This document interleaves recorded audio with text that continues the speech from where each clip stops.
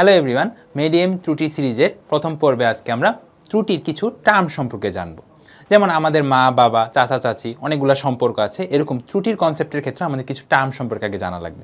চলো আমরা সেই টার্মগুলো আজকে শিখে নিই। তো টার্ম শেখার আগে আমরা একটা স্লোগান দিয়ে শুরু করতে চাচ্ছি ত্রুটি সিরিজটা, ভুল বের করতে যে করিও না ভুল।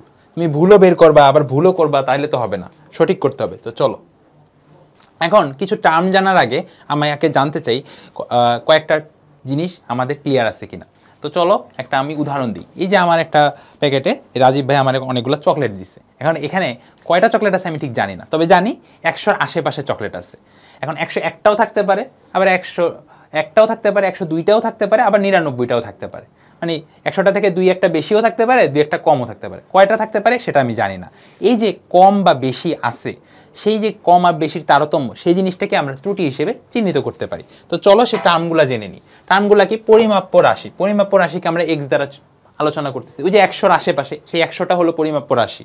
মোট পরিমাপ্য রাশি X plus minus del X. এই যে আমি লিখে রাখছি দেখো 101, তাহলে 100 + 1 99 = 100 - 1। তাহলে আমি কি বলতে পারি? 100 + -1, ওই যে বললাম।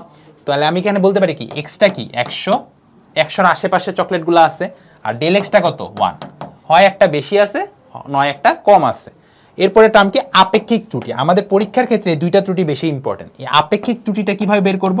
উপরের ত্রুটির পরিমাণ, নিচে পরিমাপ্য রাশি, ডেল এক্স বাই এক্স। এই আপেক্ষিক ত্রুটিকে যদি আমি জাস্ট 100% দিয়ে গুণ করি, তাহলে আমরা কি ছোটবেলা থেকেই জানি শতকরা হয়ে যায়। তাহলে শতকরা ত্রুটি আর কিছুই না, আপেক্ষিক ত্রুটির সাথে যদি আমরা 100% দিয়ে গুণ করি। আর আপেক্ষিক ত্রুটি কিভাবে বের করব? ডেল এক্স বাই এক্স, শেষ। আর এই ডেল এক্সকে আমরা অনেক সময় আদর করে শুধু ত্রুটি না বলে পরম ত্রুটিও বলে থাকি। তো পরম ত্রুটি বের করতে বললে আমরা শুধুমাত্র ডেল এক্স বের করে দিব। তো আজকে এই পর্যন্তই। স্টে উইথ মিডিয়াম, পরের পর্বে দেখা হচ্ছে।